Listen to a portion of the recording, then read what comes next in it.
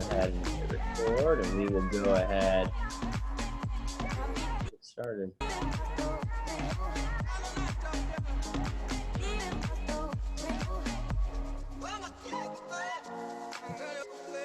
Andrew, can you make me co-host? I can. I'm gonna make Eddie co-host out here. I'm gonna make Alex co-host. And Mike, you are on a different tab. Here you go. Appreciate it.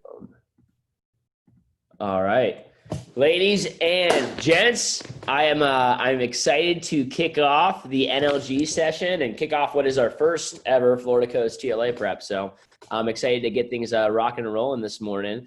If you are on here as a guest, as a open invite, I want to give you a warm welcome and thanks for choosing growth this morning. Thanks for choosing, again, by the way, this is an invitation, not an obligation. So this is one of those examples of a very, very easy thing that you can do to separate yourself from the people that are serious about running an office, moving their matrix, getting on the radar, and people that maybe are not as serious about that. So nice work, and commended to you all that you're here. And just so you all know, y'all are going to be in this meeting like flies on the wall, you know, so you probably participate a little bit less than you actually see the session. This was mainly facilitating for, again, people that have already been an assistant manager or branch manager before. They've already gone through TLA at least once, or they've already gotten a letter of intent submitted. But as a lot of you all know, NLG, like TLA, will be teaching topics every single week that will help you regardless of what you do in the future. But NLG is all about preparing you and training you for the next level, preparing you to go out and really run a kick-ass office, a kick-ass organization, a kick-ass business. So I'm excited to kick things off here on this beautiful Saturday morning on September 5th. So we'll start off. The first thing I think about is I want to get a couple people, and we won't go around the horn and do a whole entire what's hot, what you appreciate. But I do want to open up and maybe have 2 or 3 people open up and kick us off with just something that you appreciate as we get started this morning. So we'll go on a couple people, but I'd be open. Let's get just real pure NLG. Anyone, any of you all, I'll open up the floor to you all first for what's hot and what you appreciate. If anyone wants to share as we get kicked off here this morning. Yeah, Eddie. So what's hot is seeing this NLG right now, honestly, because it has me fired up, and especially so. And then what I appreciate is being a part of the Florida Coast Heat and really just this division. Like we're technically brand new, but this roster doesn't look like it. I love it. That's what's hot and what I appreciate. Cool. Awesome. Appreciate you, Eddie. Let's get 1 or 2 more shares. Who else wants to come in? Some other NLG members here. Let's get to Alex. I'll call on you in a second. Let me get someone else, non-district manager share. Hold up. Let me get someone that's this is maybe your first NLG session. If you haven't been on one of these before, what's hot? What do you appreciate? Oh, I'm just gonna call on people. Anyone want to raise their hand? Sorry, you got 2 tabs here. Andrew, this is not my first session, but I could go. You can go. You got it, Mason. All right. What's hot is, like Eddie said, this session right here, it's exciting. It's really exciting. What I just appreciate being back up in Tallahassee and just still being able to help Mike run his office completely virtually. So excited. Yeah, it's different, right? It's you can actually do it this year. Yeah, exactly. It's exciting. Mike's been trying to get you to do that for like 2-3 years now, but now it actually works out this time. Awesome. Love it. I think, Rochelle, you want to chime in? For sure. So what's hot, I'm really excited getting into the fall season with everybody. It's been really cool, like seeing the transition and everybody going into their roles. And what I appreciate is being able to work like online and be virtual. I was able to come up to Michigan with my family. So I'm here right now, and I'm just super grateful for that I can work while I'm here. Awesome. I too love and appreciate the virtual opportunity here. Maybe one last one before we kick things off here. One last appreciation or what's hot.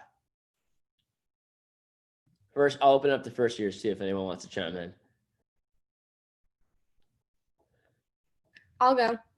All right, let's see it. I would agree with Rochelle. Everyone stepping into their roles in the Tampa office and just really building culture in our two teams as well as our SMRA program. And what I appreciate is being on this call. It is my first one, and I'm just really excited.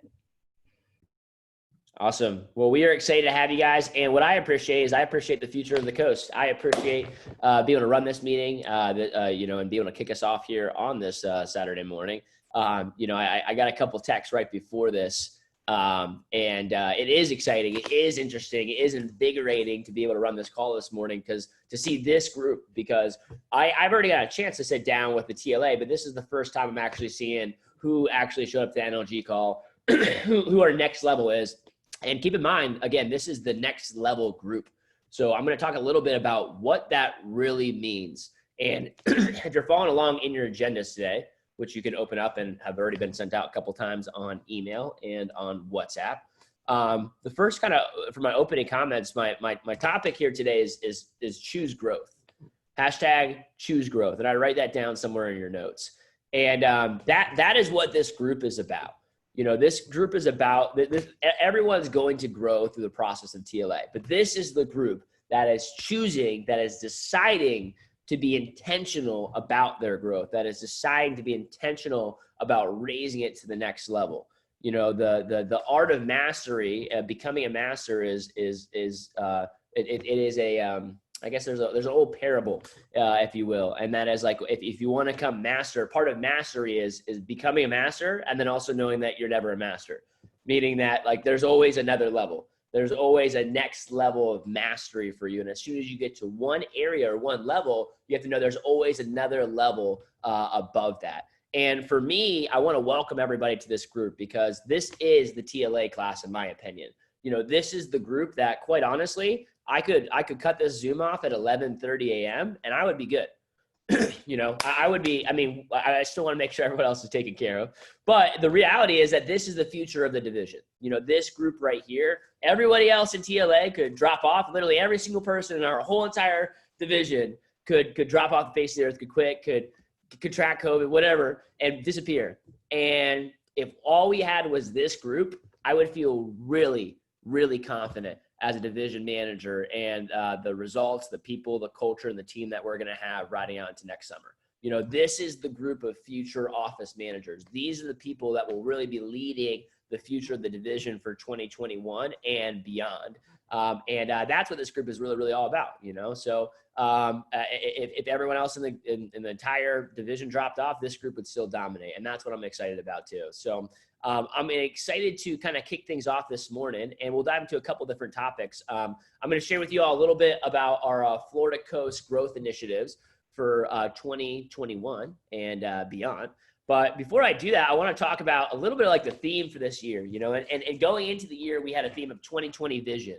So if you were in the division last year, that's pretty much all you heard from me, all you heard from Jeff, all you heard from Mike, pretty much nonstop 24/7 was, hey, 2020 vision, what year or what vision can we build going into 2020?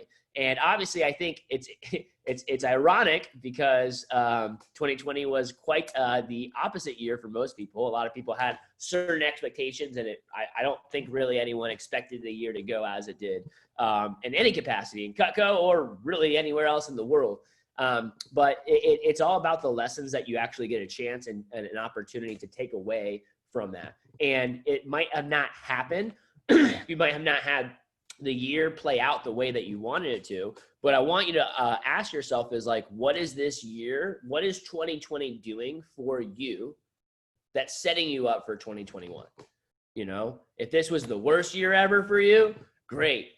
What lessons are you learning, and how is that going to help shift and change you going into 2021? If this was one of the best years ever for you, great. What momentum are you capitalizing on that's going to carry you into 2021? And that's really what I've been thinking about as we have like this 2020 vision. I saw a lot of people that memes earlier on in the year. They're like, we should just cancel 2020, just like cancel it all together. Let's just go to 2021. And a lot of people have been complaining, there's a lot of stuff that's happened, but the question is like that you always, I challenge everyone to ask yourself is like, do things happen to me or do things happen for me? right? Are things happening to me, or are things happening for me? And that's a big, it's a subtle shift, but it's a big shift in perspective. It's a shift out of the perspective of the victim mentality and a shift into the perspective of, hey, I own my reality and I create it. And in fact, everything not only happens for a reason, but it happens for an intentional reason. And what I'm going through today is impacting who I become tomorrow.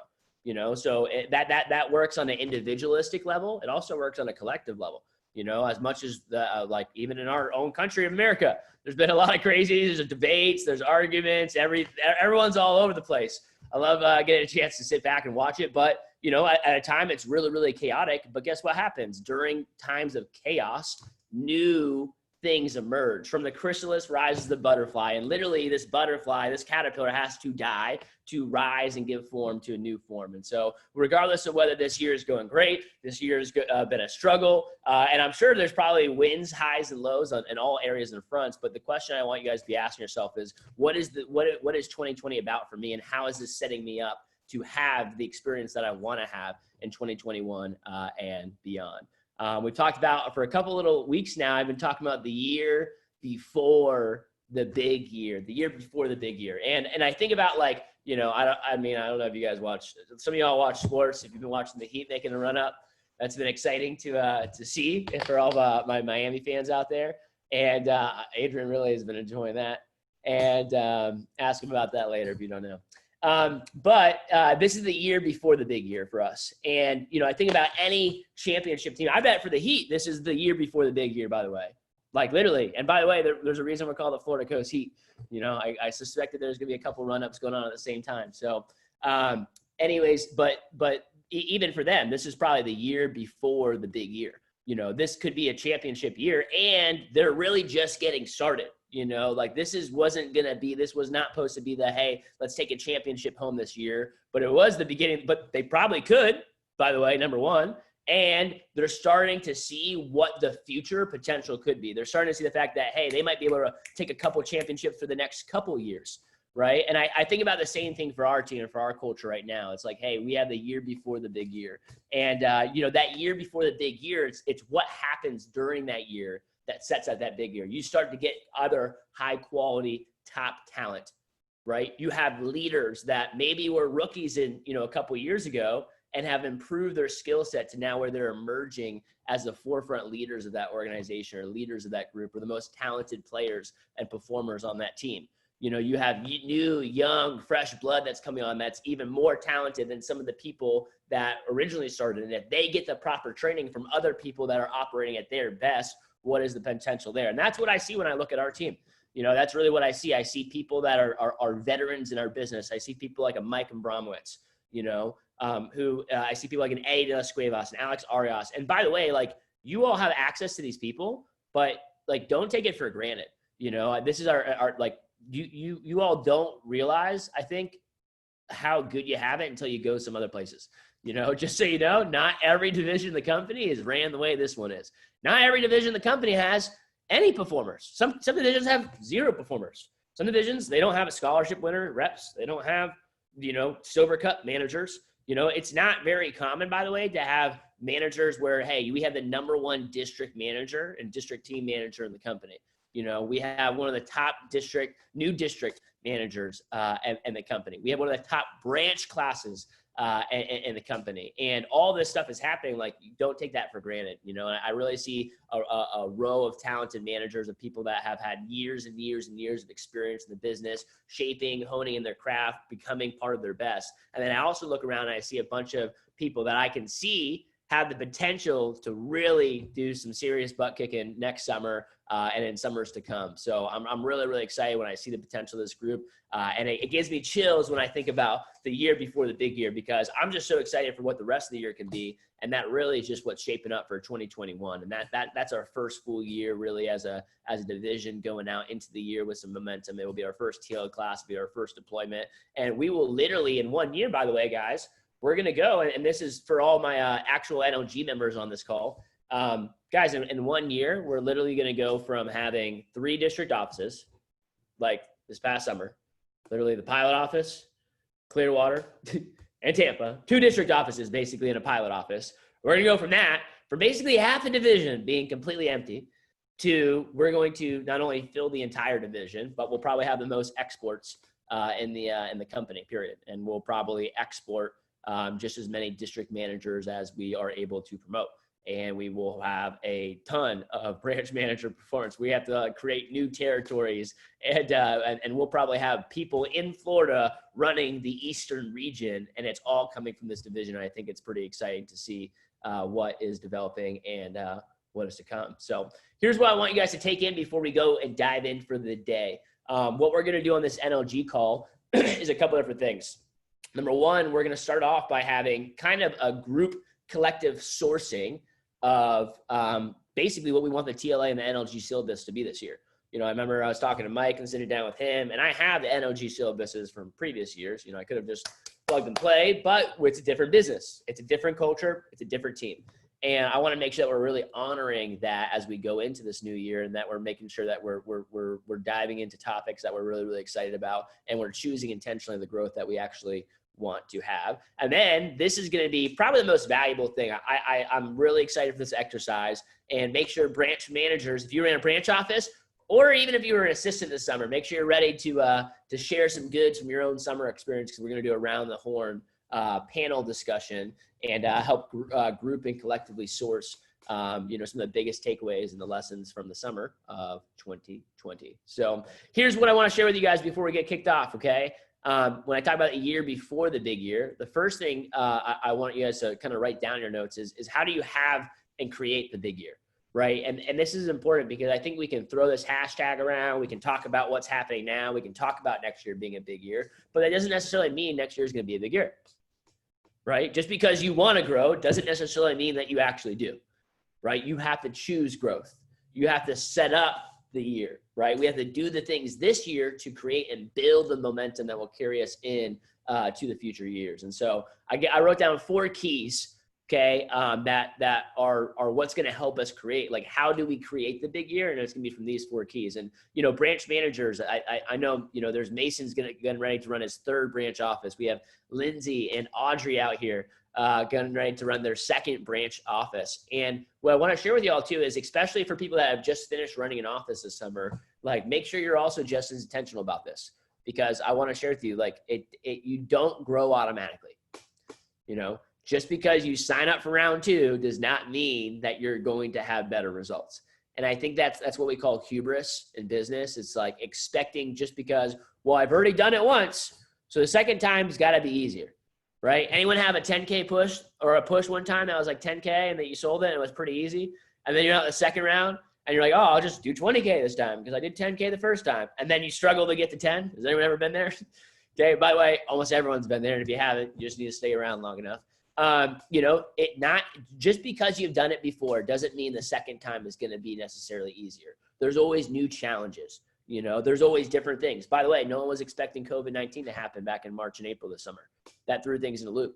Guess what? There's not to that scale usually, but there's pretty much always something where you have a certain plan and it doesn't necessarily go to plan, So it's wrong for us to just assume that naturally, just because we show up for a second time, we're just going to get better. But you do get better when you choose growth. So here's 4 keys that I'll give you guys as we go into this morning. Number 1, you got to develop self-awareness. And this is probably, I start off with this one because this is the most important thing, is to develop self-awareness. Where are you now? Where are you at? And where are you going?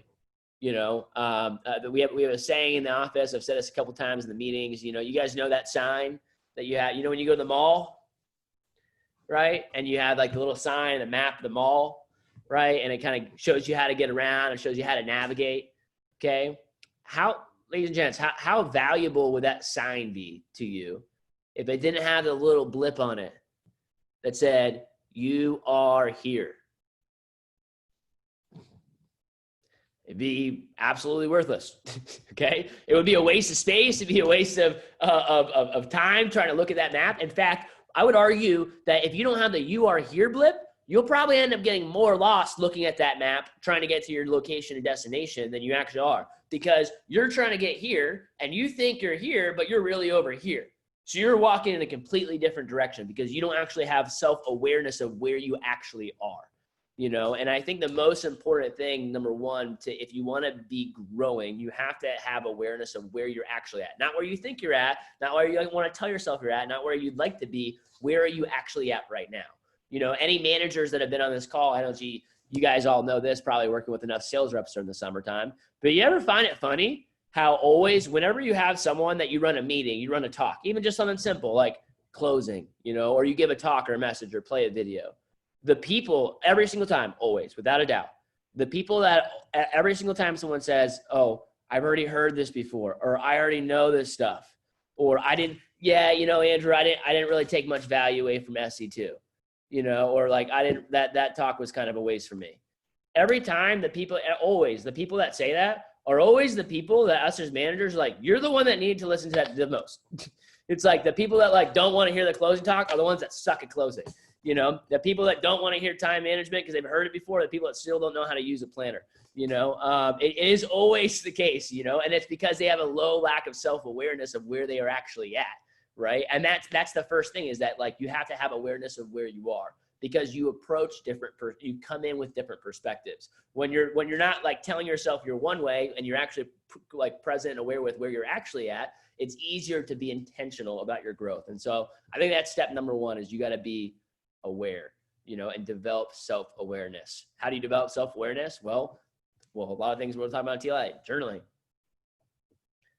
meditating, taking some reflection time, getting guidance, seeking counsel, coaching, and mentorship from other people that can help expose the blind spots to you, right? Actually like chilling out sometimes and like being quiet and just letting yourself, silence speaks, right? Letting yourself get quiet from time to time, reflecting on your notes from the previous summer, evaluating yourself, doing a BVOY scorecard. You got to start off and know where you're at. And by the way, that's what we will do, is after this today, on Monday, I'll probably send it out. You guys will all get an assignment for your BVOY scorecards and your edge plan.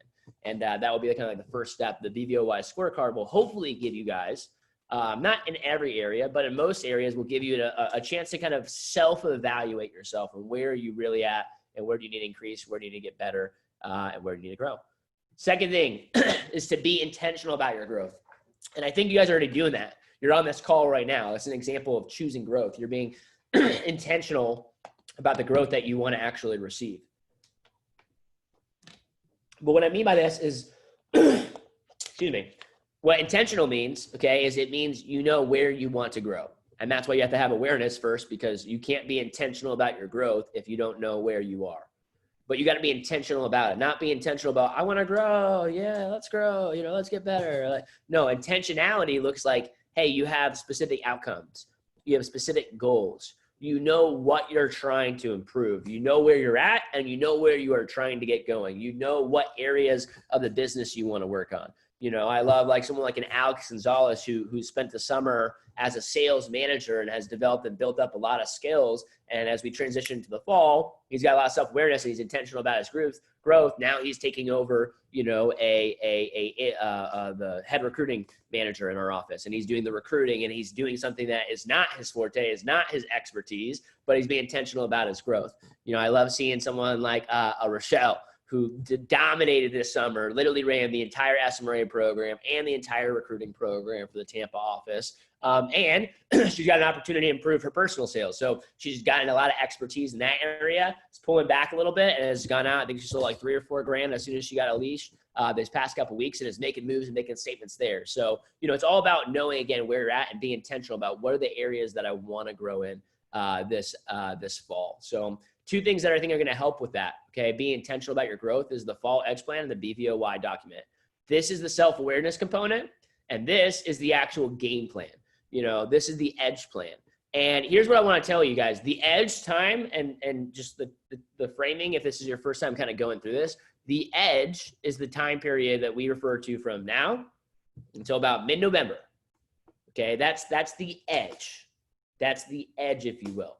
That is the time where people get ahead of other people, right? And I always get this too. It's like, this is why if you ever become a manager, right, Mason, you probably started to experience it a little bit this summer, have some people reaching out to you and stuff like that too. And I got this a lot of time, especially when I was a branch manager and I was breaking records and things like that. Like, I would get literally texts every day hey, can we get a call? Hey, you're running this meeting. What are you doing for this? Hey, you guys just crushed it last week. What'd you do?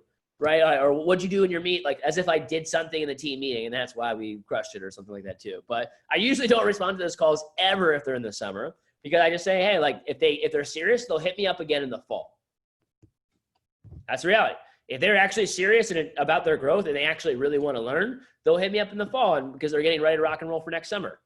Because by the way, all the success that I had during the summer, it was because what I did last fall. So there's nothing that I'm going to share with you on a call right now that's going to help you experience what I'm experiencing right now because this is stuff that I did 9 months ago, not a week ago to create the results that we just had in the middle of the summertime. So your edge plan, here's the deal. If you're going to become a branch manager, we'll know territories by most of them, district managers by the end of November going into December. The official territory announcements will be in January for all branches and districts. So, really come November, mid-November, December, when we break off into A squad and B squad, we like the rest of the training is the same. Everyone's doing the same thing in December and January. Everyone's getting ready to open up their offices in February, March, and April. The difference, the edge time is now in November. That's the time where people are doing different things. That's the time where certain people are more intentional about their growth. Certain people are getting involved in the office. Certain people are seeking out the areas that they want to actually grow and that they actually want to improve in. Third thing is you got to be hungry for growth, not getting satisfied, going back to the mastery. Again, like part of being a master is like reaching that mastery level and also always knowing like, hey, you're never a master. Like there's always another level. And the fourth key is to start thinking about 2021 now. Start working in the fall. And it's not about how you finish off your 2020 goals. This is about 2021. What you're doing today is going to impact who you are tomorrow. How you finish off this last semester or your first semester in college for some of y'all, but this last campaign of the year, if you will, campaign 3 in the Cutco world, we divide it into campaigns, and in other companies it's quarters, right? But how you finish off this year is all about how you're going to start 2021. So those are the 4 keys: develop self-awareness, be intentional about your growth. Be hungry for growth and start thinking about 2021 today. The last thing that I'll leave you guys with before we kind of kick off into our group and I finish up opening comments for NLG. COI, circles of influence. There's also a reason that I run this call. It's really, really exciting to see all the first years that are hopping on this call right now because you guys are being intentional about your circles of influence. You're intentionally choosing to get up and close with like the next level, with the people that have ran an office, with the people that are going to run an office. And really like I think people overcomplicate sometimes like what it takes to become a branch manager. Talk to all the other branch managers all the time. You'll probably be a branch manager. Hang around other people that are getting it done. You'll probably get it done. And this is really a chance, I think, for a lot of you all to do 2 things. NLG, to like reevaluate your circles. Who are your circles going to be going into this year? Who are the people that you're going to build relationships? Who's going to be your running mates, right? For other people that are hopping on as guests, it's like, hey, what kind of circles can I get myself into? Who can I be talking to? Who can I be learning from? And who can I be learning with, right? And it's really, really important, by the way, like this is the first prep. So I'll say this right now, like it's the people that you choose for these circles are important. Now, everyone's in the Florida coast. I like the division camaraderie. I like everyone being friends, take care of each other, love each other, make friends with everybody. But who are you spending the most time with? And I can tell you with a matter of fact, every single year, without doubt, okay, the top performers hang out with the top performers. The people that go branch hang out with the people that go branch. The people that struggle behind and don't turn their assignments on and hop on the calls late and barely struggle to even stay in TLA, they all hang out with each other and talk too. Some of y'all have already seen it. Anyone that that like maybe got into TLA or is close to getting to TLA and isn't really around anymore right now? Did they have a friend or two that was also with them and they also kind of just rode the train out with them? Okay. They usually, again, circles of influence matters. Circles of influence matters. Who you're talking to matters, and who you're getting influenced by matters. And by the way, regardless of whether you're purposely trying to be influenced by them or not, you are being influenced by them. So choose the people you spend time with wisely. The last thing I want to share with you guys is this, and this is why we're going to do some collective sourcing. I want to teach you guys the concept of abundant leadership. And you can write this down. 1 + 1 = 3. What that means, and what I mean by this, okay, is this the idea that the collective is more powerful than the addition of the individuals. Meaning, like, the sum of the total is more than the sum of the individuals added up. What that means is that, again, rather typically it's 1 + 1 = 2. That's addition, right? Versus like a multiplication, it's still not actually accurate. But, 1 + 1 = 3. It means, like, not only are you adding those together, but more, synergy. I love that, Rochelle. More is created by you all working together. That's what this call is about. That's what this group is about. It's about creating synergy. It's about creating abundant leadership. And the idea is that, hey, when we actually work together, when we source things together, when we do this branch debrief here in a second, it's going to be more powerful than you doing it one-on-one. I could have done a debrief with all of y'all individually, and most of us, we did, but this is going to be more powerful because it's collected from the group. And a lot of the answers for how we're going to kick ass in 2021, they're already right here on this call. And they're not from Andrew Evans. They're from the other managers that are on this call that have been there, that have done that are going through the training, that have gone through the process. And you all will be able to help collectively serve each other. And I think, like, if we want to create something special in the coast next year, which we have the manpower to already build something, right? We already have, I think, got a text from Mason, like 40 people on the NLG call. That this is supposed to be the call for people that are running an office next summer. We don't have 40 spots, ladies and gents, in the division. So, it's really already exciting because we got a lot of manpower. If you just add up the total, we already got some big numbers going for us. But what happens when it starts to become synergistic? What happens when people start to feed off of people? What happens when all the individuals, not only are they kick-ass individuals and performers, and I can put them in any different office location or other division and they'd kick some butt, but what happens when they're together, when those two branches are competing with each other, when we're on the same squad, we're on the same calls, everyone does better. And that's the culture that's what we want to create here too. So I'll leave you all with that, the year before the big year here too. So we're going to dive in and kick things off. I'd like to open it up real quickly. And if you guys, not if you want, please continue, if you haven't started doing so already, to post up light bulbs when you have them in the TLA chat, and we'll get ready to rock and roll. But I'd like to come out for air real quickly before we dive in. Let's get a couple round the horn takeaways or light bulbs. Take 20 seconds. Anything that stuck out to you? Write down, highlight, takeaways, light bulbs, whatever that might be, and let's have a couple people share. And you guys can post in the group chat here as well.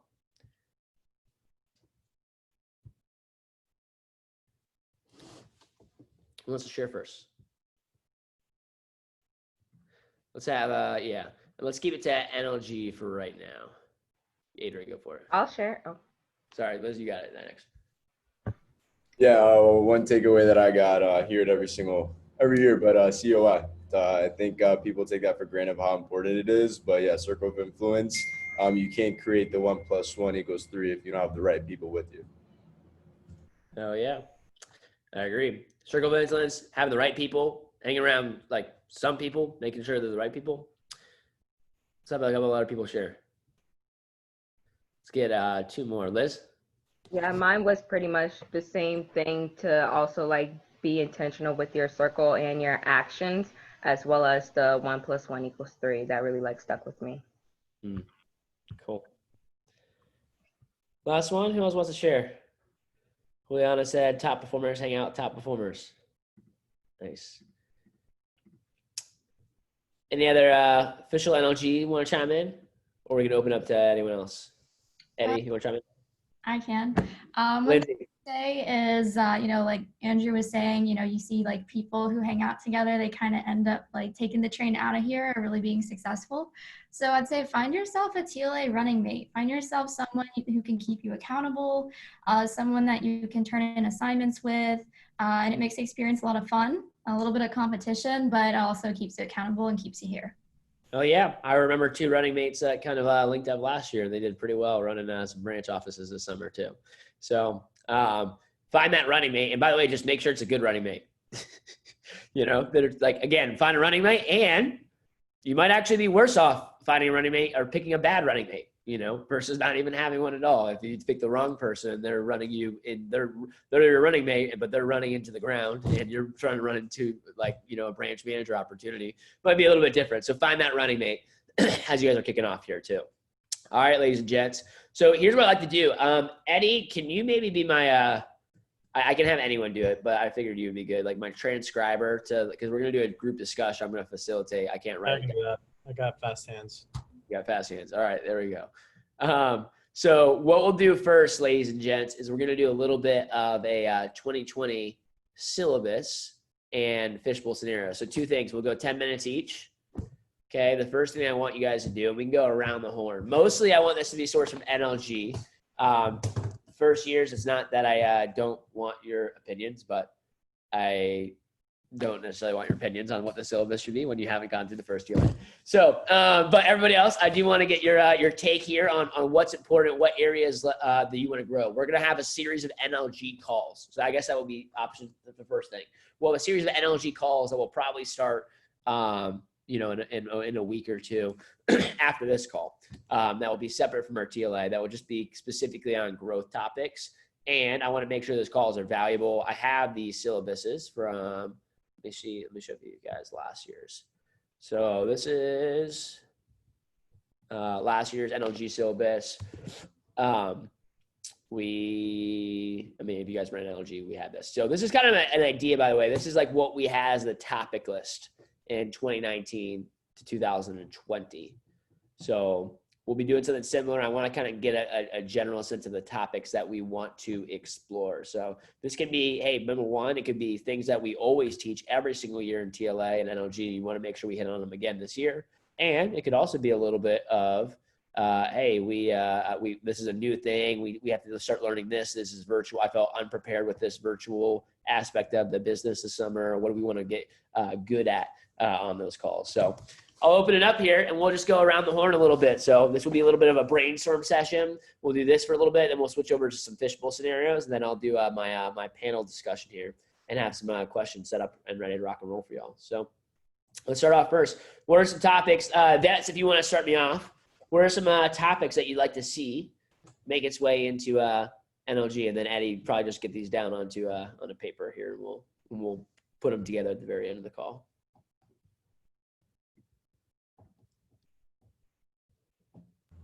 The SMRA program, for sure. Cool. SMRA program. You guys got specifics on the SMRA program, like from people that ran a branch office? Yeah. Where do you feel like, because you all know how to run, the SMRA program, it's pretty copy and paste, and we'll go over that naturally through TLA, but what aspects of the SMRA program do y'all feel like we could use more juice or support on? I would say management of SMRAs, as well as like transitioning them from SMRAs to sales reps as well too. So management of SMRAs specifically, like schedule, like what kind of management? Just like you were saying, probably like scheduling, managing expectation time as well too. And then also the second part would just be kind of transitioning them into sales reps as well. Cool. Successfully. So SMRA transition to sales rep, management, schedule management, time management, actual expectations. You're going to get these down, by the way, Eddie? I can't tell if you're writing. Okay, cool. Mason, you were going to chime in? Yeah, I was going to just say, physically finding the SMRAs. I think we could go into that a little bit. How we could go about reaching out to them on Instagram or different social media platforms and whatnot. Yeah. What makes a good SMRA too? I think we can get more. Like what we'd be looking for, how to find them, that type of thing. Yep. Adrian? Just adding on to like SMRA program, it's launching, how to have a big launch for SMRAs and how to build that up for like the first week. I think that's really important. Yep, launch in the summer. Me and Adrian did a PSM summer debrief on Thursday. And one of the areas we were talking about where we missed the mark is that we didn't launch the SMRA program the way we wanted to this summer. I remember Brian Hillman in April, the first week of April, had 20 people scheduled for SMRA training. And it was like in April, it was summer kickoff, if you guys remember that too. By the way, one of the biggest Aprils and Mays and Junes in the company ever. And that was pretty much a result of them launching that the right way, and then just the PR program from there. So how to launch the SMRA program specifically, Eddie. What else you guys have here? Anything else on SMRAs? Yeah, kind of like evaluating performance and analytics weekly. and daily. Is that valuable to you all, by the way? Like getting more like insight on like how to look at numbers and stats and like measure them and know how to use just numbers in general in the business. Your management KRAs. Definitely think that's something that could make its way into the NLG for sure.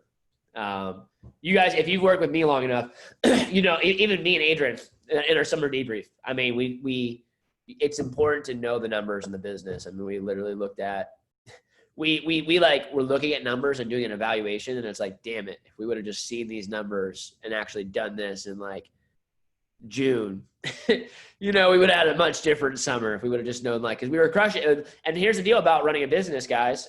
It's like there's a lot of gears, and you can crush and do really, really, really well, and all your gears can be great and turning. And if you've got one that's screwed up, like the end result could be that looks like your whole entire car is broken. Like your car doesn't operate. The whole rest of the car might be running perfect. Every other part of it is in tip-top shape. You can have, a Rolls Royce running hundreds of thousands of dollars worth of equipment in that car, but you got one thing that's broken in it and the car won't turn on. Well, your car doesn't work. Your car is going to produce zero. You're going to go 0 miles, even though there's all that other great stuff going on in it. If you don't have that one component, and a lot of times understanding the numbers is what allows you to like see that, actually be able to like get the reader on the car, right? When you're like, oh, my car won't turn on and I don't even know why it won't turn on and I don't even know where to start. There's 1,000 pieces in this car. It's a lot harder to try to fix the car, versus when you plug it in and it's like, oh, you just need, radiator, your radiator's broken. Okay, cool. I just need to fix this. Boom, car turns on, you're operating again too.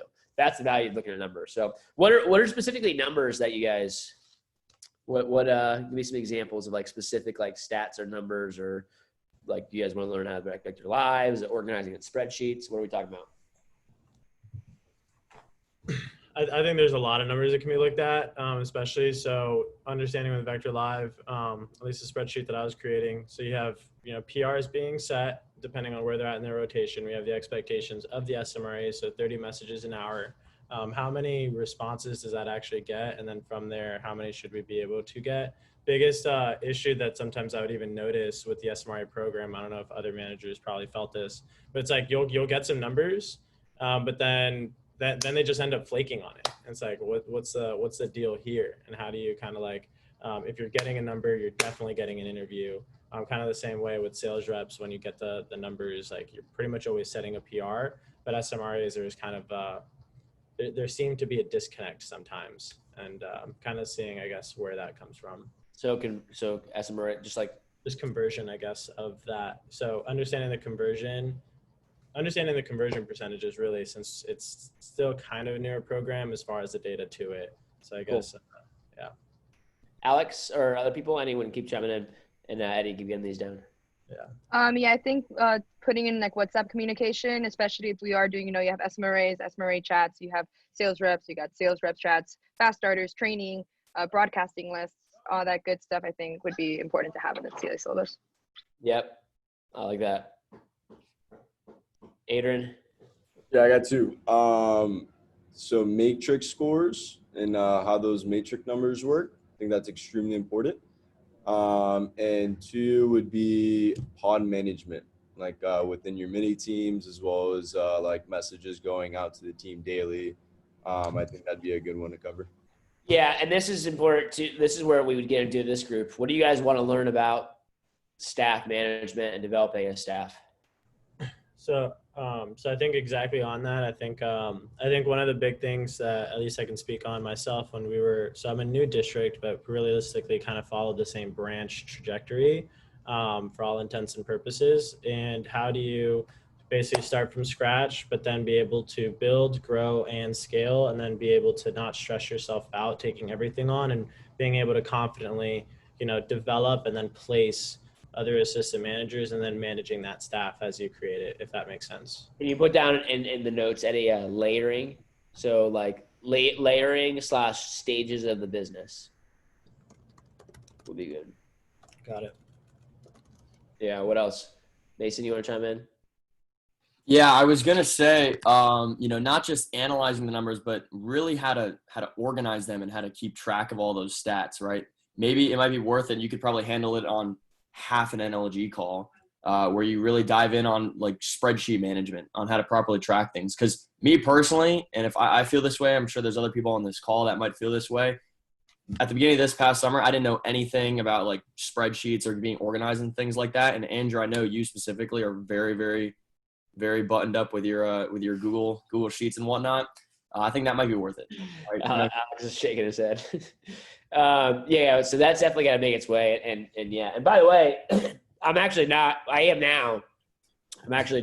good at spreadsheets in general. So it's an example of something that that's an example of adapting, right? I actually didn't really use them very much at all before the summer, and then literally became everything, the bread and butter, but yeah, I definitely certain people that took CGS classes in college and people that did not got lost a little bit this summer when it started to get into like the organization thing. So I think just Eddie maybe added to the list, like organization, staying organized, spreadsheet management. I think Alex might have said it, but just really going over all the bells and whistles of WhatsApp.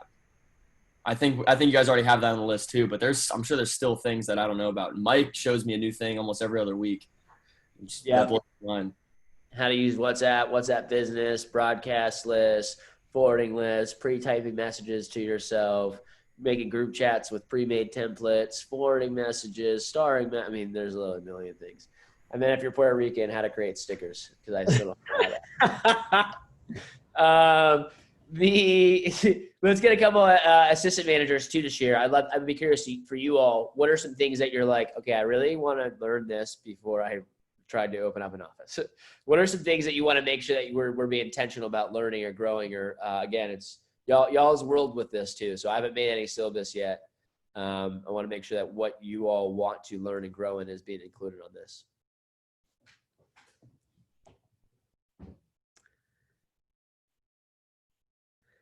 I would say like building culture from scratch. Cool.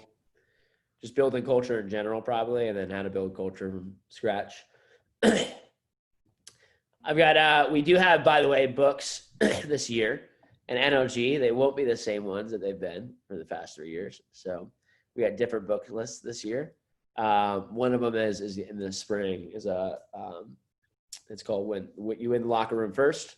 Talked to some of y'all about that one before. Really good book on culture. We'll go through that a little bit as we get closer to the summer, but I think that could make its way into the fall. What else?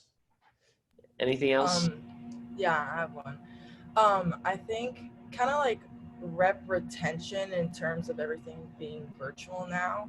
I think it was probably way easier to like keep reps and motivate them and just everyone in general, like when we were all seeing each other every week. I know I found that kind of hard for myself, not seeing people face to face all the time, like connecting with reps, like how to do that virtually, and like all the virtual PDI and how PDI is so different now than it was, before and all that.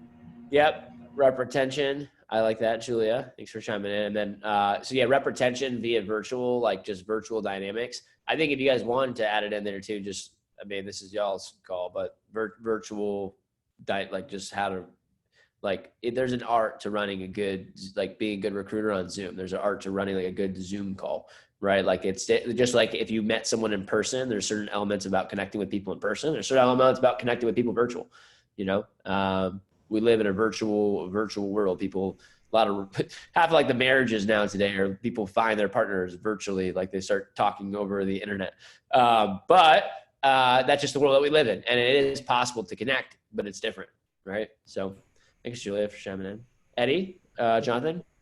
Yeah, just super quick on it, because this is something that I'd noticed when I was Dom 2018, and then like Julia, Jonathan, Alex, and Rob, you guys would probably notice like I had a very group management style, because if I could just get everyone in front of me, like everything could work out. But then especially at the virtual dynamics of it, it's like you have to have the same kind of conversation individually with every single person. It's like how do you like still have a group conversation, but like or facilitate all of these tons of conversations, especially if you're doing recruiting well, and like streamlining a lot of them so it's less tedious on your end, so that you don't have to keep doing the same conversations and save your energy, especially if you like making it more efficient. Yeah, just like efficiency of that, because we don't have that same group management dynamic. So I guess it goes back to virtual dynamics.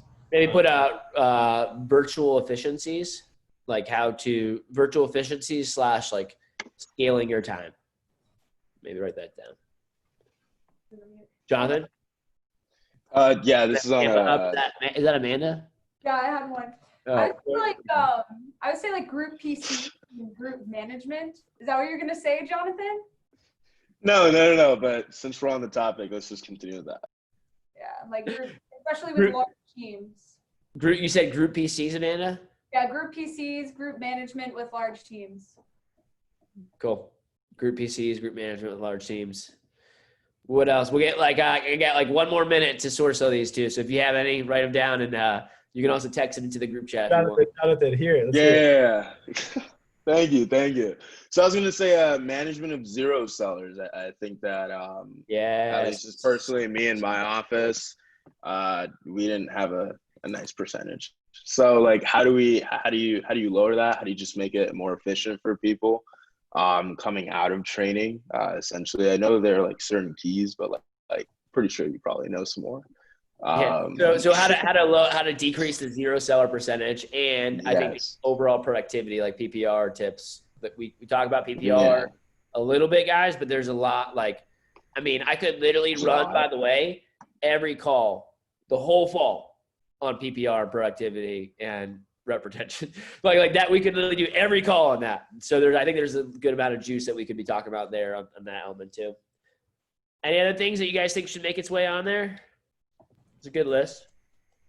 I think just to drive Jonathan's point further is just like the product conviction end of it that kind of helps in it. Because that was like the hardest part in training, because then this should just go all training. But I'm also on a training trying to get better tip. So cool. All right. Next column, Eddie, if you want to make one. Here's what I like to do. So this is our branches. You can help me out with this. Just think of all the crazy stuff that happened to you this summer. We're gonna do. I want fishbowl scenarios. So literally around the horn, just give me some scenarios, and I'm gonna start using these as the ones that we do on Wednesdays when we start plugging away fishbowl scenarios. I'll just start choosing from this list that we're gonna create right now. So any fishbowl scenarios of like, hey, you're coaching a rep. This happens in your office, you're running this meeting, X, Y, Z. Some of them can be like a oh shit moment. Like I know branches, you guys are already like all probably thinking about all the ones that happened to you summer. I don't need like a million of those, but like any type of fishbowl scenarios that will be helpful for all TLA to kind of participate in on a Wednesday night as we're going through these two. And y'all can just start shouting them out, and Eddie just get these down to a different section called fishbowl scenarios. All right, who's first? Who's got one?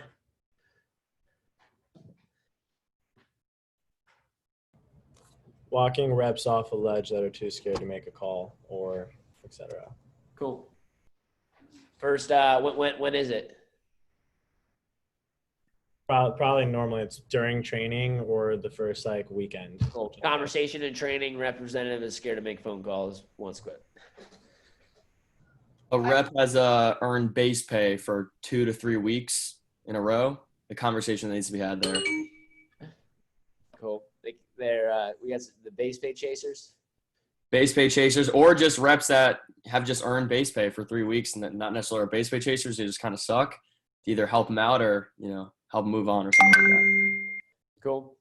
Alex? Like during the first weekend, or it could be any time, but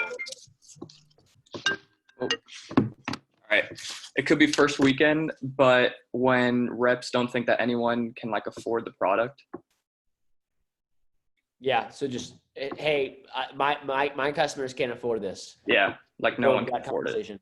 The people I know, the people I know, Andrew, can't afford this. That's a good one. Jonathan? Yeah, I'd say managing first weekend expectations. You have some reps who think that they're going to sell 10K in 2 days, and they sell $1,000, and they think they suck. So yeah, managing that and having those conversations. Well, Eddie put like 3 right there. Managing expectations first weekend, representative, really big goals, some success. Lots of success, small goals. I put that on there too. And then the opposite, the reps that do really well and then feel like they've like learned everything or attained everything. Yeah, a few of those. As well too. Well, those are my favorite. The cocky ones that need to be chipped down. I made all the money I wanted to make this summer in 2 days. I'm done. I love those. What else? What are some other ones? Audrey? I got one, Andrew. Dealing with Amanda? parents. Dealing with Karens, or you said parents? Like They both? basically are Karens, but no, like dealing with people's parents, like over the phone, when the rep just hands the phone to their mom and is like, here, talk to my mom about whatever. I second that. I second that. I prefer that. I remember the the first time I was like 18 running a branch and I had to talk to parents, and I'm like, your child is older than I am. And I'm talking to you right now. Anyways, cool. I like those. What are some other ones? Maybe what the conversation looks like to get a rep to be excited about DVM networking after the first promo. Getting them excited, and just how to get them excited about the DVM. Yeah, that's also just like basic promoting, right? It could be involved with anything, but maybe like proper ways also how to get a rep to the SLDM. And SLDM. Yeah, getting a rep to SLDM, leveraging DVM combos. Yeah, leveraging DVM. Cool, like that. Adrian? Yeah, coaching call. I guess a couple of things can go with that. Just first no sale, first big sale. Yeah, probably just those two are the most important. Like just First that no first sale, coaching first big call. sale. First weekend conversations, Eddie, is a good one. Just hey, first weekend coaching conversations will be good. I think also like Wednesday confirmation calls for training. If someone has like a schedule conflict or like concerns about the job or anything like that, I think that'd be a good one for just Wednesday benchmark PDI in general, and then Wednesday confirmation calls. Yep. So yeah, TLA promos. Sorry, Mason. Yeah, TLA promos, promoting TLA. Essentially, again, I'm excited about that. So stump speeches. What are some stump speeches you guys would want to do? TLA promotion. What other stump speeches? Ooh, stump speech at the end of the interview. That's super important. My team section of the interview. Yep. Culture and team part. Yep. Event to event stump speeches. Event to getting people to do events. Yeah, I got one too. How about, this is probably a big one. Just, hey, someone missed the meeting. What's that conversation? They missed the Wednesday team meeting. You call them that night or the next morning. What's that conversation? We should probably do that on like every week. Accountability conversations, basically. Yeah, Adrian. By the way, you guys just unmute yourselves. You're all like, I don't want to be rude. You got it. So for me, I forgot. I lost my. Oh no, yeah, I did. So on top of like not like missing a meeting, but like Tuesday PDI, if they say that they can't make it to a meeting, the proper way to like, hey, like 3 days prior, like the proper conversation there. Cool. What else? Like just that kind of like a flexibility conversation, since you can make calls whenever you want, but like if you can't get this done, like we're doing it my way. Yeah, flexibility / working on the team conversation. It's a staple. How to have a proper conversation with an inappropriate conversation with the rep, just like how to deal with that specifically, like just toning it down. Give me a scenario. What does the rep say? Yeah, it's like when Nick Dana calls me talking about like how we love to party this summer. I'm kidding, but it just things like that. We got one. Yeah, Adrian sparked something in me. Speaking of inappropriate conversations, like rep interested in manager, like I would love to go over that. All the females on the call are like, yeah, what do I do? That one. Yeah, but those are good scenarios to go. And by the way, for all y'all first years, visual scenarios, we talked about this before, but this is just like anything like now you get like less crazy ones. Now I feel like there's more staples. Like especially when we're physically in person, some of these visual scenarios, it's like you're running an interview, there's 20 people in your office, it's a Monday in the middle of the summer, and you lose all power. And you're now running an interview for 20 people in the dark. And then someone stands up and says this is a scam and walks out in the middle of your interview. What do you do then? And by the way, so you're like, I don't even know yeah, exactly. Like that sometimes it's a little bit easier on the virtual dynamics. People there's not as much, how about this one for that? What do you do when you have a Zoom bomber in training or you're running a meeting and there's a Zoom bomber that keeps taking over your screen, or, starts yelling things, or, I don't know, does a Miami-Dade hack the system? Any other ones before we wrap up? I was on PDI call, so I don't know if this one was talked to, but PR stump speeches, like PR team builders, bunny rabbits, right? Yeah. I think any stump speeches, you could probably just like throw all those, and that could be 20. Yeah, under that umbrella, like how to get someone fired up to put you in 5, 10, 15 three-way texts. Yep. Getting people. How about duplicating your best people? It's also actually by the way, add that to like the TLA topics in NLG. How to like duplicate your best people. Yeah, replace yourself, like a replace yourself convo. Someone goes back to school earlier. Hey, how can you replace them? Guidelines. AT1 social hour. AT1 social hour execution. Yep. There's some good ones. How to cast vision, like how to create some vision for someone, or like walk someone off a ledge, like, oh, I'd rather go work at Subway. Like, how is that conversation going to go? Like, hey, like, I don't know, but that would be helpful. Love it. Any last ones? All right. Take 30 seconds a minute. Eddie, you want to jump in? Yeah, just mystique, I think, especially so that newer NLG like understand what mystique is, and like how do you create. Is that an NLG topic, or is that a fishbowl scenario?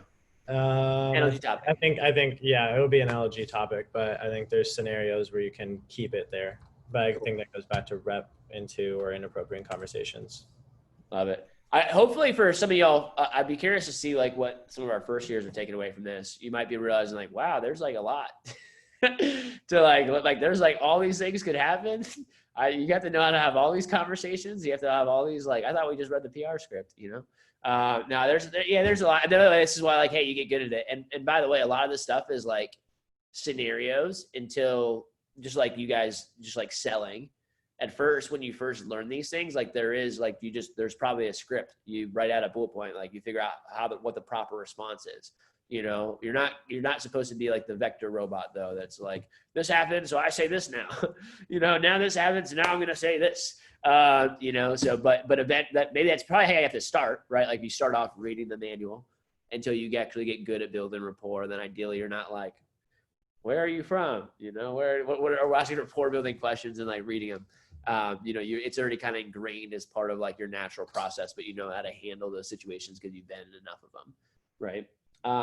Take 30 seconds, write down whatever some of the light bulbs that you have. We'll kind of get that list together, and we'll get a syllabus ready to rock and roll. We'll start doing some of these fishbowl scenarios here. So take 30 seconds. I'm gonna grab water real quickly.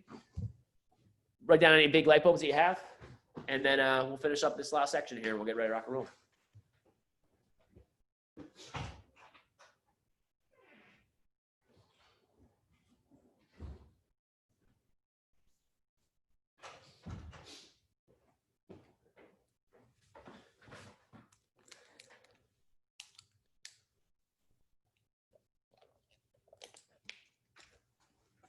Okay.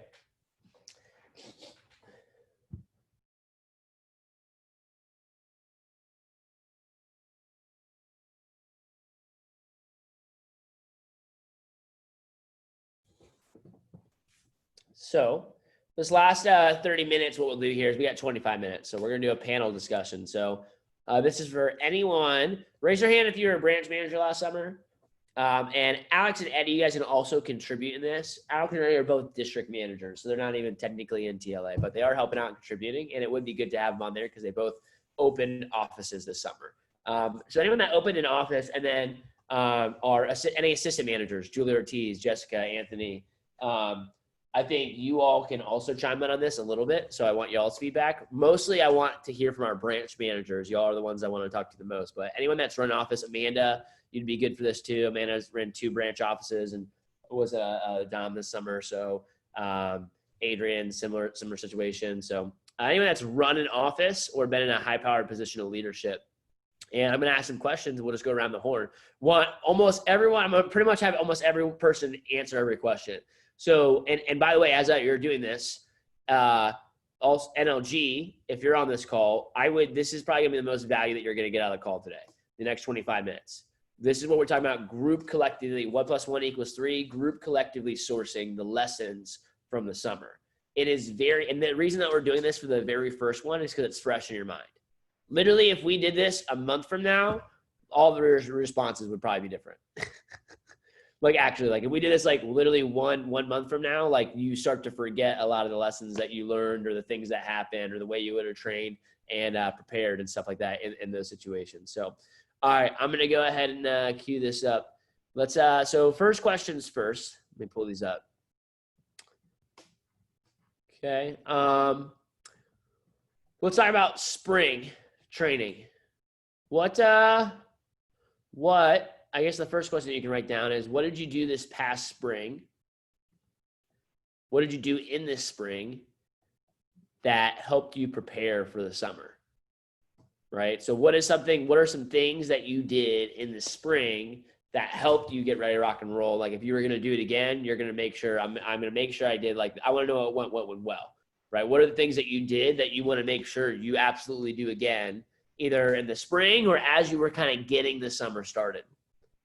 Mason, you want to start us off? Yeah, sure. Something that I did that wasn't really necessarily part of the spring training thing, but I heard Colton, what's his last name again? Whatever it is. Colton Newborn? Yeah, no, Colton Horn. Colton Horn. He prepared the summer before the summer of 2019. The reason why he's number one is one of his best practices in the spring, him and his assistant managers compiled 1,000 PRs, right? Like they just made a spreadsheet, not necessarily people they know personally, but people they know of that live in the territory that they start like having conversations with prior to April and March, right? So something that I did, I didn't take it to 1,000, but me, Anthony, and JP at the time, we got a list of, I think, like 3 to 350, 400 maybe. And that was kind of how we got off to a little bit of a fast start. Would have liked to, we didn't really capitalize on as much as we could, but I think that's a big part of it, having a big PR list. Yeah, hopefully that's a big note for a lot of people. Actually, I'll just add to this too, just again, before I continue. First years, like I would write down all these, like everything that comes out of their mouths. Like y'all are going to, I don't want to say you're going to learn more than you learned in the TLA session, but if you want to learn how to run an office, like this is everyone that ran an office this summer telling you, hey, I did this. I'm definitely doing it again. I'm really glad I did this. Hey, I messed this up. I wish someone would have told me this, and I got to make sure I'm going to do this differently this summer. So you're getting to learn from them. Smart man learns from his own mistakes. Wise man or woman learns from the mistakes of others. So thanks, Mason. What are everyone else? What are some things that you did this spring or going into the summer that helped you get it started, kick-started, or that you're glad that you did that helped train and prepare you? I think this one's pretty obvious, but just getting out of school early and start running interviews prior to summer campaign starting. Hell yeah. Lindsay, when did you get out of school? I think I got out of school 2 or 3 weeks early. Yeah, you were locked and loaded in your territory. Rob, I remember you got out of school early this year. Eddie, you got out of school early this year. Lots of people got out of school. Like it's a big component of it too, especially because sometimes like you don't get off to a fast start, and it takes a couple weeks of like mistakes to get going. So making sure you get out of your classes early. Lindsay, what are some things that you did in the spring that helped set that up? I think the big one is just Facebook jump starting. So being able to, or like Instagram, having that long list of people you can message on social media. And first things first is hiring your first SMRAs and running your first SMRA training like 2 weeks before the summer starts. Awesome. Other things that y'all did this summer spring that helped you launch your summer, Jonathan? Yeah. Well, first thing, we had a contest in July. Sold about $7-8 grand for that. I think just keeping the skills fresh, as well too, as you're going to be teaching them, come summertime, and just some other stuff. Just reading as many books as possible. There's a lot of videos, by the way, in the Vector Connect library that I would just watch those like over and over and over and over. I think that's super important as well. Yeah, too. how many That's times did you watch Brian Hillman Art of Promotion talk? Dude, probably like 15 plus times, honestly. Literally, John never go to sleep like listening to Brian Hillman's luscious voice screaming in his ear. Yep. Adrian? Yeah, I think overall, creating like an edge plan for the fall and spring, recognizing where you're at specifically with your weaknesses, knowing what you're good at with your strengths, and throughout the fall and spring, more specifically in the spring, make sure you work on your strengths or work on your weaknesses throughout the springs and falls, and then on in the summer play your strengths. Yep. I'll also add into this too. So anything that you did during the spring, and we can kind of keep going on this for a little bit longer too. So if you guys want to add in the fall there, I was going to do that one next. But anything that you did during the spring that helped you, that you're glad that you did, either training, preparation, I had this meeting, I ran this call, I made this list, I got this organized, I watched this, I did this, I read this, whatever. Anything you did during the spring to help you set for the summer, or you can also, I'm open, just anything that you maybe didn't do, right? Knowing what you know now, what would you have done differently in the fall and spring to prepare more for the summertime? So you can either share what you did that you want to make sure you do again, or like, hey, I didn't do this and I wish I would have done that too. I think Audrey, Alex. Yeah. So when it comes to creating like your social media, your spreadsheet, just highlight and focusing on your top networks and your top schools. That was a big thing for me, just preparing that in the springtime. So like more like quality of the list versus just like getting people on a list. Yep. And that's one of those things that every year that happens, right? If you, and anyone that's been here before is like, you do the assignment sometimes to like get the assignment done. Like I got to get 100 names on this spreadsheet before like this date, or Andrews, or I'm not going to have the assignment done. So you just kind of like, all right, yeah. And then it's like, all right, I'll fix it before summer comes around. And then it's like, you just don't usually end up getting to it. And then you get to summer and you're like, shit, all these SMRAs suck. I wish I would have gotten better schools and networks when I actually went into them. So be intentional about it too. And that's like a lesson I think for a lot of people is like, hey, the assignments, they will affect your summer. Alex, and then Mason. Yeah, I mean, just on Audrey's point as well, like I made that whole mistake when I was going into the summer with my SMRA list, and Taylor knows now I'm very, very hard on the guidelines, just because if we're going to do it, we're going to do it right. But for myself, I am an English major, as you guys know, so I read a lot in general, but not personal growth. So if you have that type of like school semester, for me, audiobooks are my friend. Every time I was in the car or in the subway in New York, right, I had already the list, and it was planned into my planner what I would be listening to. So I would know, okay, I have 20 minutes in the subway between school and my apartment and school. So I can listen to this. And if I listen to that, like there and back for 5 days, I'll be done with the book or whatever the case may be. And then, working out, are you listening to music or are you listening to an audiobook? Okay, that was something that I started doing and something I've been keeping up as I'm doing now. And I think that's one of the biggest reasons for a lot of the mentality shifts for myself, is just constantly surrounding myself with personal growth. And if you have a school schedule, like I can't read like all these books as well, it's like, okay, cool, there's other ways around it, right? So Love that it. for me is probably one biggest thing. And Alex, I think to your point too, correct me if I'm wrong, but I'm pretty sure that was a shift for you last year, right? Because like the first year that wasn't the case, right? You didn't do any of that. And then last year that was like a big part of the fall and spring for you, was like reading those books and like being intentional about that growth. Yeah, my first branch summer really showed me that the issue for myself wasn't my training or my skills, it was my mentality. The questions I asked myself. So as I went into my edge plan last year, that was something I really focused into, which is just, your business can't outgrow you.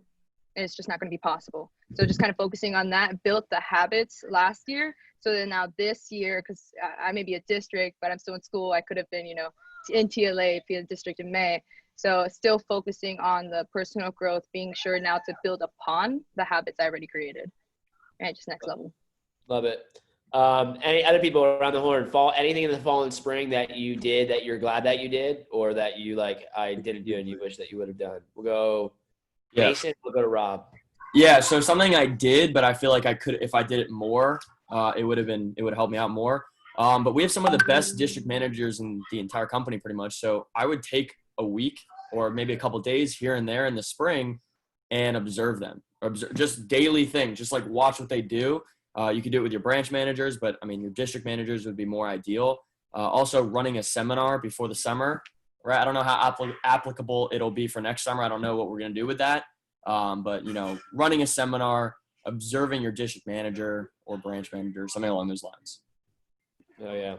And I think, yeah, we'll come back to that one later. But thanks for chiming in, Mason. Let's go to Rob, and we'll go to JC. Yeah, so to add to Alex's point just a bit, it's surrounding yourself with positivity. There's a lot of like negative things that may come up, and you have to not only prepare yourself for the summer, but you have to do it mentally.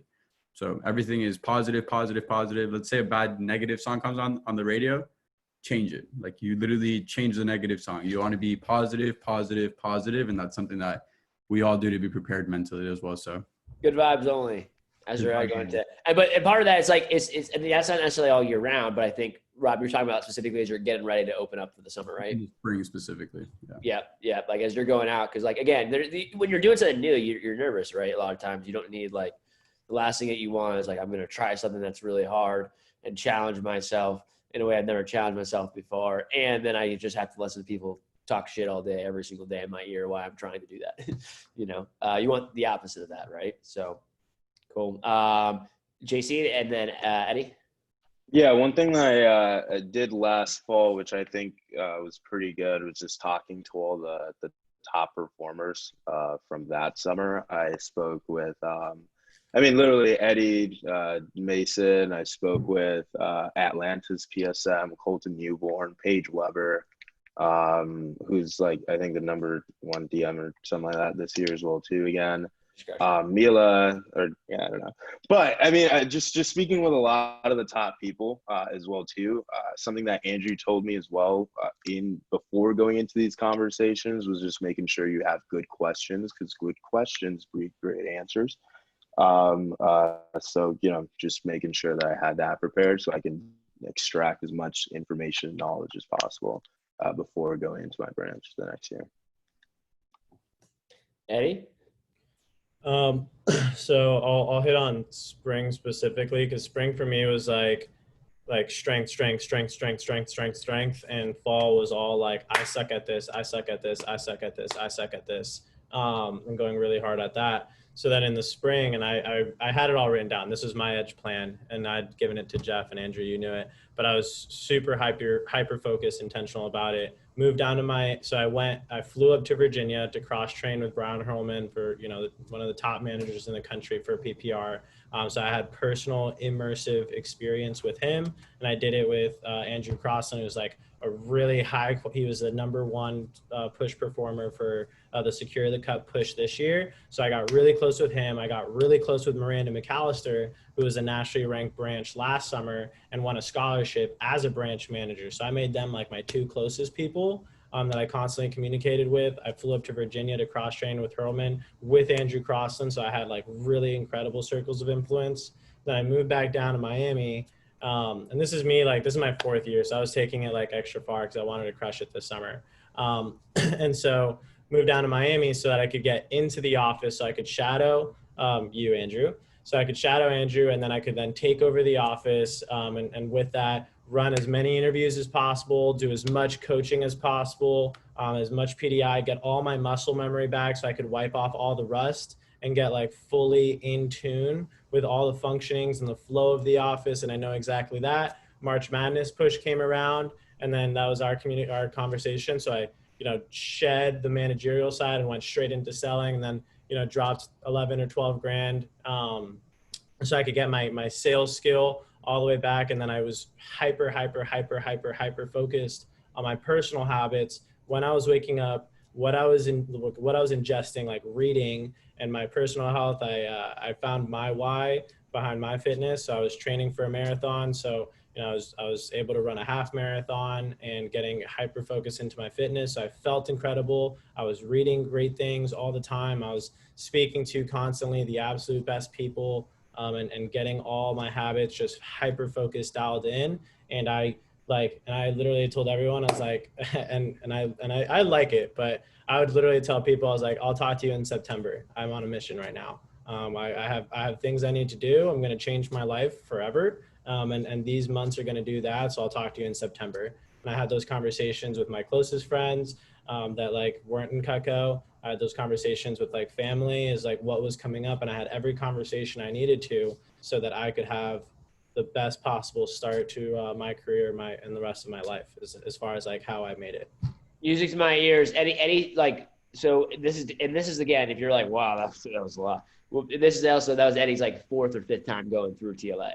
So if you ask him again, this is by part of why we have this, right? It's because Eddie probably went through 3 fall and springs where he maybe did some of those and not all the other ones. He got a little taste of it. So a couple of things that he said there. Number one, I got COI, really conversations, being intentional about COI. Fitness was a big one, and then just sales and management, meaning 2 things. In the fall, he sold a lot of Cutco.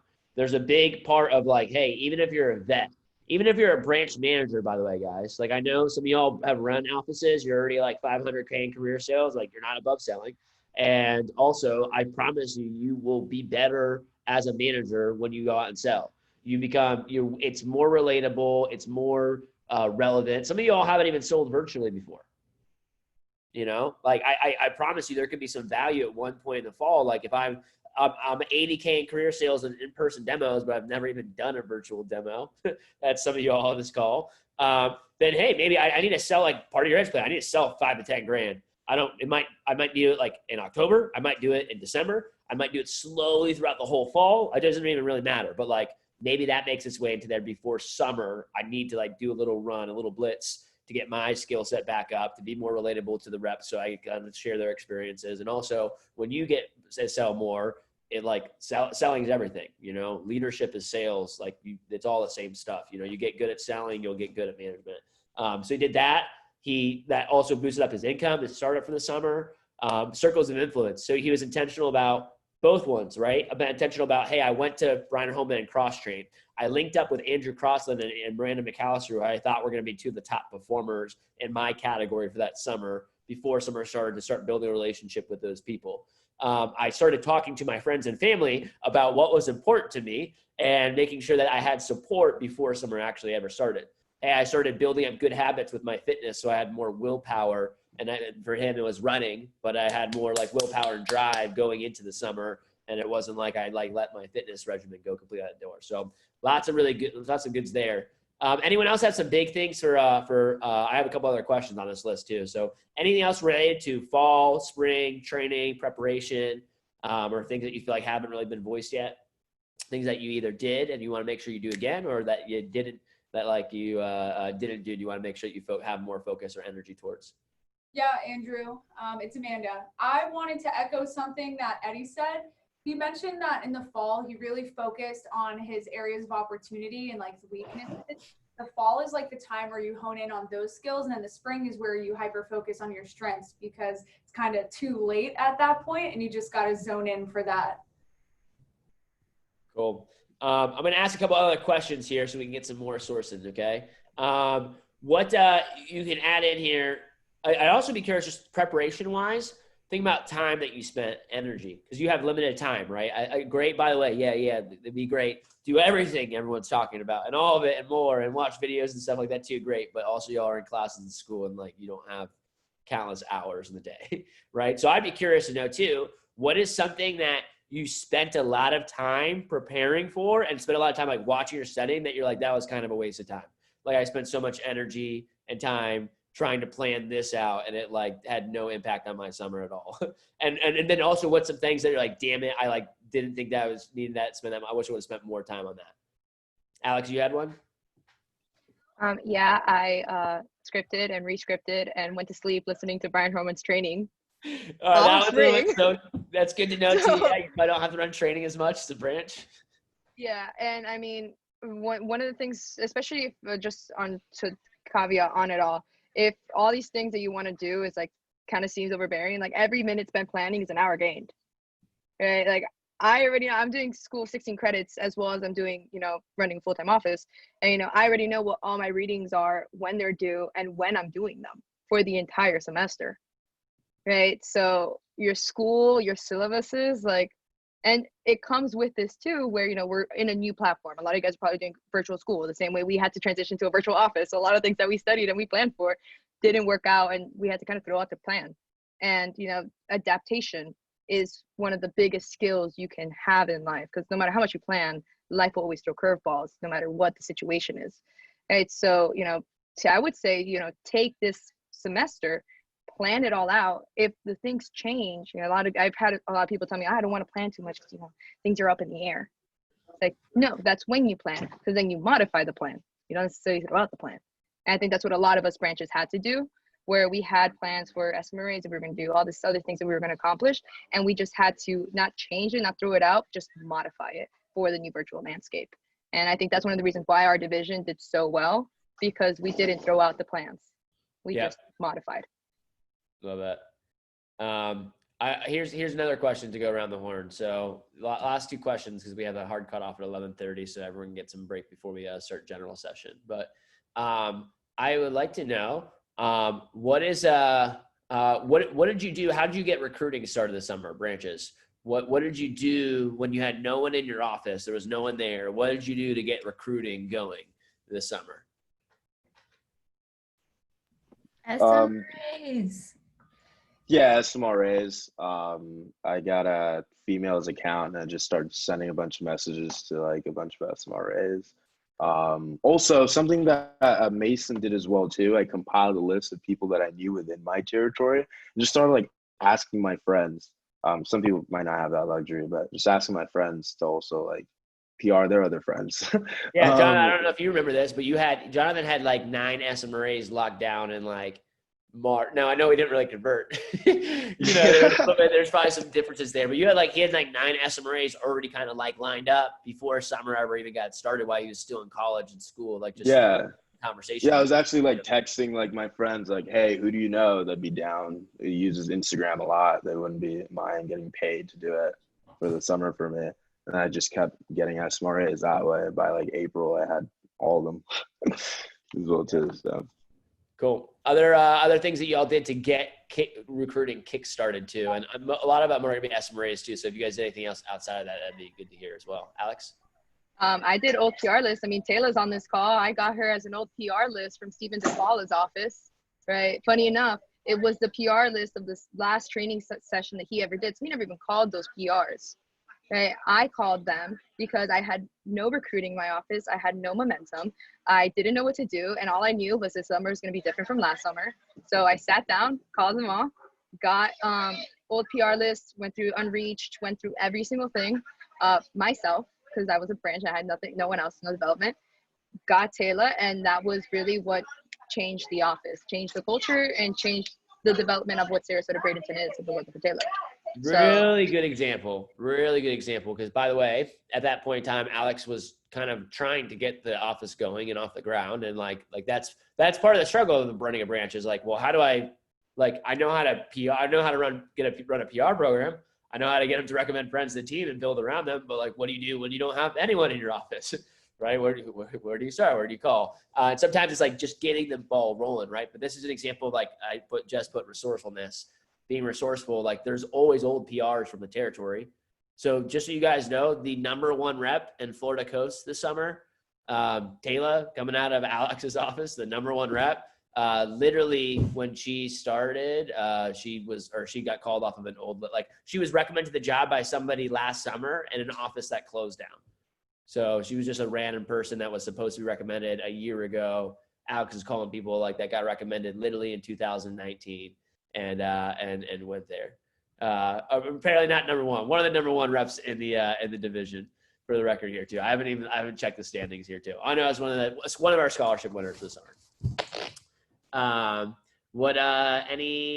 Let's see here. Last things that you guys have done to get the summer kickstarted, or actually the last one that I'll topic is how did you recruit and develop 10K fast starters this summer? People that developed some 10K fast starters. Audrey, you had some. Mason, did you have any? I don't think you had any this year, right? No.